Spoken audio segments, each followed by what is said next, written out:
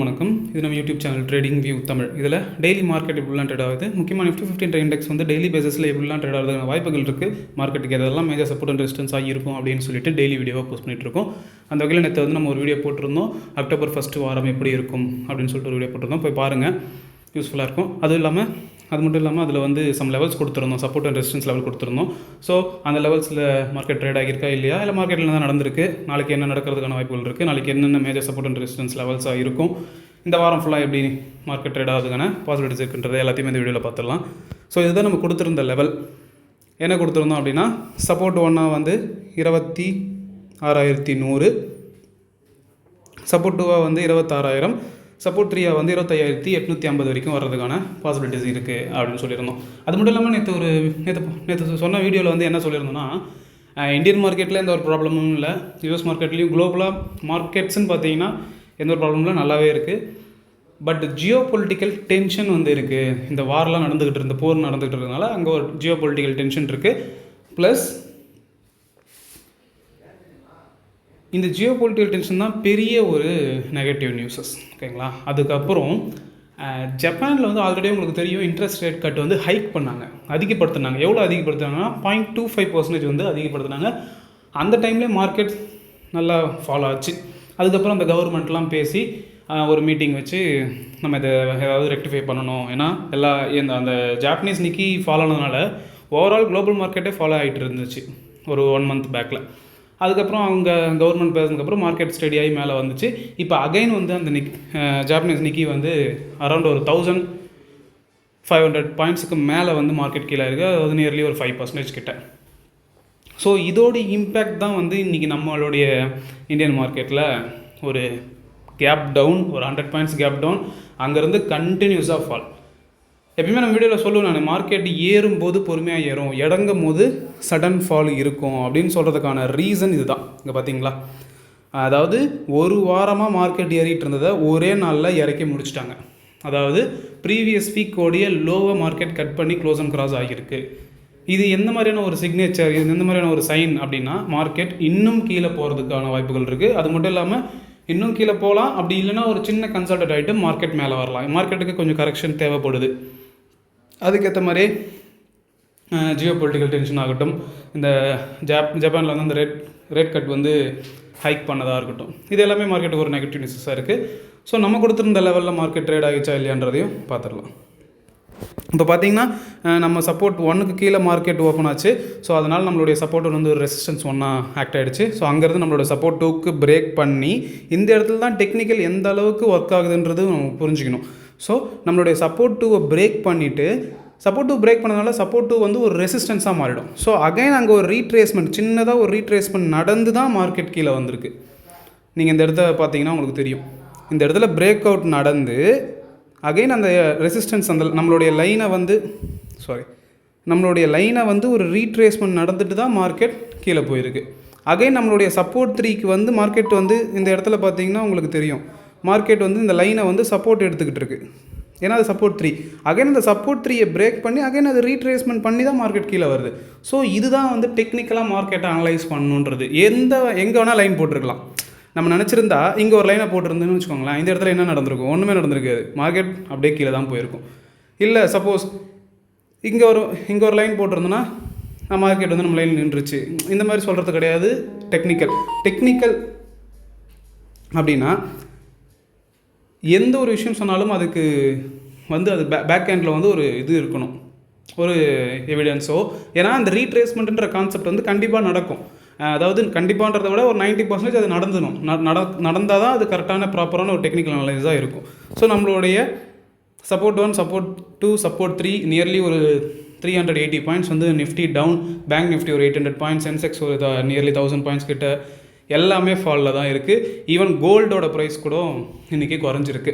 குளோபலாகவே வந்து எல்லாருமே வந்து ஒரு செல்லிங் ப்ரெஷரில் தான் இருக்காங்க. ஸோ அதோட இம்பேக்ட் தான். ஸோ நாளைக்கு மார்க்கெட்டுக்கு எதெல்லாம் மேஜர் சப்போர்ட் அண்ட் ரெசிஸ்டன்ஸாக இருக்கும் அப்படின்னா, ஃபஸ்ட்டு சப்போர்ட்டாக இன்றைக்கி வந்து டே லோ, அதாவது 25,800 அல்லது 795, 800 அந்த ரேஞ்சு. அதுக்கப்புறம் மார்க்கெட் அதுக்கும் கீழே வருது அப்படின்னா 25,550 வரைக்கும் வரதுக்கான பாசிபிலிட்டிஸ் இருக்குது. சப்போஸ் மார்க்கெட் அதுக்கும் பிரேக் பண்ணி கீழே வருது அப்படின்னா 25,000 350 வரைக்கும் வரதுக்கான பாசிபிலிட்டிஸ் இருக்குது. சப்போஸ் மேலே போச்சு அப்படின்னா மார்க்கெட் வந்து ஆல் டைம் ஹை தான் வந்து ஃபஸ்ட்டு ரெசிஸ்டன்ஸில் எந்த ஒரு மாற்றமும் இல்லை. அதுதான் ஃபஸ்ட்டு ரெசிஸ்டன்ஸ் 26,250. சப்போஸ் மார்க்கெட் அதுக்கும் மேலே போச்சுன்னா 25,380. சப்போஸ் மார்க்கெட் அதுக்கும் மேலே போச்சுன்னா 25,600 500 வரைக்கும் போகிறதுக்கான பாசிபிலிட்டிஸ் இருக்குது. ஓகேங்களா? இந்த சார்ட்டில் சொல்கிறது, இந்த வீடியோவில் சொல்கிற விஷயங்கள் எல்லாமே வந்து என்னுடைய தனிப்பட்ட கருத்து தான். இதெல்லாம் டெய்லி மார்க்கெட்டில் நடக்கணும்னு எந்த ஒரு அவசியமும் இல்லை. அப்படி நம்ம எக்ஸ்பெக்ட் பண்ணவும் கூடாது. ஓகேங்களா? நீங்கள் ஒரு பர்சனல் இன்ட்ரெஸ்ட் எடுத்து மார்க்கெட் அனலைஸ் பண்ணுங்கள், டெக்னிக்கலாக அனலைஸ் பண்ணுங்கள். 10 நாளில் கண்டிப்பாக டெக்னிக்கலாக 5 நாளாச்சும் ஒர்க் ஆகும். நான் வந்து மேக்ஸிமம் அது ஒரு 8 நாள் ஒர்க் ஆகும். பட் நான் உங்களுக்கு 50% சொல்கிறேன் நான். ஸோ கண்டிப்பாக வந்து டெக்னிக்கலாக கற்றுக்கோங்க, டெக்னிக்கலாக ஸ்ட்ராங்காக இருங்க. நீங்கள் ஸ்டாக்ஸ் வாங்க போகிறீங்கன்னா ஃபண்டமெண்டல்ஸும் பார்க்கணும், டெக்னிக்கல்ஸும் பார்க்கணும். இப்போது இந்த மாதிரியான டைம்ஸில் தான் வந்து நீங்கள் கற்றுக்கவே முடியும். மார்க்கெட் மேலேயே போயிட்டு இருந்துச்சுன்னா நீங்கள் என்ன எப்பயுமே மார்க்கெட் மேலே தான் போகுன்ற மைண்ட் செட்டில் இருப்பீங்க, கண்டிப்பாக லாஸில் இருப்பீங்க. ஸோ இந்த மாதிரி அப்ஸ் அண்ட் டவுன்ஸ் வரும்போது தான் நீங்கள் வந்து மார்க்கெட்டை டெக்னிக்கலாக எப்படி அனலைஸ் பண்ணுறது, குளோபல் நியூஸஸ்க்கு எப்படி வந்து மார்க்கெட் ரியாக்ட் ஆகுது. அது மட்டும் இல்லாமல் செபி இன்றைக்கி வந்து போர்ட் மீட்டிங் நடந்திருக்கு. ஸோ அதில் வர டீட்டெயில்ஸை வந்து நான் ஃபுல்லாக கலெக்ட் பண்ணிவிட்டு நாளைக்கு வர இல்லை அதுக்கு அடுத்த நாள் வரக்கூடிய வீடியோவில் கண்டிப்பாக நான் சொல்ல முயற்சி பண்ணுறேன். ஸோ நீங்கள் ஒரு பர்சனல் இன்ட்ரெஸ்ட் எடுத்து மார்க்கெட்டை வந்து ரிசர்ச் பண்ணுங்கள், அனலைஸ் பண்ணுங்கள். அப்போ உங்களுக்கு கண்டிப்பாக ஒரு பாயிண்ட் ஆஃப் வியூ என்னோட பெட்டராக கூட கிடைக்கலாம். அது கூட நம்மளுடைய வீடியோ ஏதாவது உங்களுக்கு யூஸ்ஃபுல்லாக இருக்குன்னா ரொம்ப நல்லாயிருக்கும். இதை ஒரு ஸ்க்ரீன்ஷாட் இல்லை ஒரு பேப்பரில் எழுதி வச்சுக்கோங்க. நாளைக்கு உங்களுடைய ட்ரேடிங் செட்டப்பில் இது ஏதாவது ஒரு வகையில் உங்களுக்கு யூஸ்ஃபுல்லாக இருந்துச்சுன்னா ரொம்பவே நல்லாயிருக்கும். நீங்கள் உங்களுக்கு ரியல் மணி வச்சு ட்ரேட் பண்ணுறதுக்கு முன்னாடி ஒரு 3 months பேப்பர் ட்ரேடிங் பண்ணுங்கள். பேப்பர் ட்ரேடிங் பண்ணும்போது தான் உங்களுக்கு வந்து மார்க்கெட்டில் என்ன நடக்குது, அதுக்கு எப்படி நம்ம ரியாக்ட் பண்ணணும், ஃபினான்ஷியலாக எப்படி ரியாக்ட் பண்ணணும், எல்லா விஷயங்களுமே வந்து உங்களுக்கு பேப்பர் ட்ரேடிங்கில் தான் நிறைய தெரிய வரும். ஸோ அதுக்கப்புறம் உங்களால் பேப்பர் ட்ரேடிங் பண்ணிவிட்டு ப்ராஃபிட் பண்ண முடியும்னு ஒரு நம்பிக்கை இருந்தால் உங்களுடைய ஃபினான்ஷியல் அட்வைசரை கன்சல்ட் பண்ணிவிட்டு எப்படி இன்வெஸ்ட்மெண்ட் பண்ணலாம், எப்படி ட்ரேடிங் பண்ணலான்றதை பிளான் பண்ணுங்கள். மார்க்கெட் விழுந்துக்கிட்டு இருக்கும் போதெல்லாம் நம்ம வந்து எப்படி இன்வெஸ்ட்மெண்ட் பண்ணணும், ட்ரேடிங்கை விட்டுருங்க. எப்பயுமே வந்து இன்வெஸ்டிங் தான் வந்து பெஸ்ட்டு. லாங் டேர்மில் வந்து பார்த்திங்கன்னா கண்டிப்பாக இன்வெஸ்டிங் வந்து உங்களுக்கு ஒரு நல்ல ரிட்டர்ன்ஸ் தரும். ட்ரேடிங்லாம் வந்து எப்படி சொல்கிறது, அதுவும் இன்ட்ரா ட்ரேட்லாம் வந்தீங்கன்னா போட்ட காசு வந்து உங்களுக்கு இல்லைன்னு நினச்சிட்டு தான் நீங்கள் அது உள்ளே வரணும். ஏன்னா ப்ராஃபிட்டும் வரலாம், லாஸும் வரலாம். பட் 50-50 தான் சான்சஸ். அதுலேயுமே வந்து லாஸுக்கு தான் வந்து அதிகமான சான்சஸ்ஸே. ஸோ அதெல்லாம் மைண்டில் வச்சுக்கிட்டு உங்களுடைய ட்ரேடிங் செட்டப்பை யூஸ் பண்ணிக்கோங்க. ஸோ எப்பயுமே சொல்கிறது தான், மார்க்கெட்டு ஏறும்போது ரொம்பவே பொறுமையாக ஏறும், இறங்கும் போது சடன் ஃபால் இருக்கும். இங்கே பாருங்கள், 2 வாரமாக ஏறின மார்க்கெட்டை ஒரே நாளில் 50% எடுத்துகிட்டு வந்துட்டாங்க. ஸோ இதுதான் வந்து பியர்ஸ்ன்னு சொல்லுவாங்க, அதாவது கரடிகள். அவங்களுடைய பவர், செல்லர்ஸோடைய பவரை வந்து இங்கே தான் காட்டுவாங்க. ஸோ எதுக்குமே பயந்துடக்கூடாது. ஒரு விஷயம் நடக்குது அப்படின்னா அதில் வந்து கற்றுக்க தான் நம்ம பார்க்கணும். ஓகேங்களா? நீங்கள் வந்து கரெக்டாக பிளான் பண்ணியிருந்தீங்கன்னா செல் சைடில் நீங்கள் ப்ராஃபிட் பண்ணியிருக்கலாம், ஒரு ட்ரேட் எடுத்துருக்கலாம், கண்டிப்பாக எடுத்துருக்கலாம். டெக்னிக்கலாக நீங்கள் ஸ்ட்ராங்காக இருந்தீங்கன்னா கண்டிப்பாக இன்றைக்கி ஒரு ட்ரேட் எடுத்து நீங்கள் அதை ப்ராஃபிட்லேயே முடிச்சிருக்கலாம். ஸோ உங்களுக்கான ட்ரேடிங் செட்டப் வர வரைக்கும் வெயிட் பண்ணுங்கள். இப்போது இந்த 380 பாயிண்ட் வந்து ஃபாலோ ஆச்சு, நீங்கள் ட்ரேடே பண்ணல. பட் அந்த இடத்துல நீங்கள் வாட்ச் பண்ணியிருந்தீங்கன்னா இதே மாதிரி ஒரு இன்சிடென்ட் கண்டிப்பாக ஃப்யூச்சரில் நடக்கும். மேபி நாளைக்கே கூட நடக்கலாம், இல்லை அடுத்த வாரம் நடக்கலாம், இல்லை கண்டிப்பாக நீங்கள் ஒரு நாள் நடக்கும்.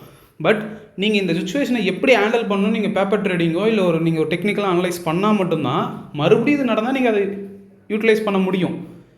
நீங்கள் எதுவுமே பண்ணாமல் இதை பார்க்காம நாளைக்கு இதேமாதிரி நடக்கும்னு நீங்கள் ஒரு செட்டப் போடுவீங்க. நாளைக்கு மார்க்கெட் மறுபடியும் ஒரு 500 பாயிண்ட் ஏறலாம், சொல்ல முடியாது. ஏறிச்சுன்னா என்ன பண்ணுவீங்க?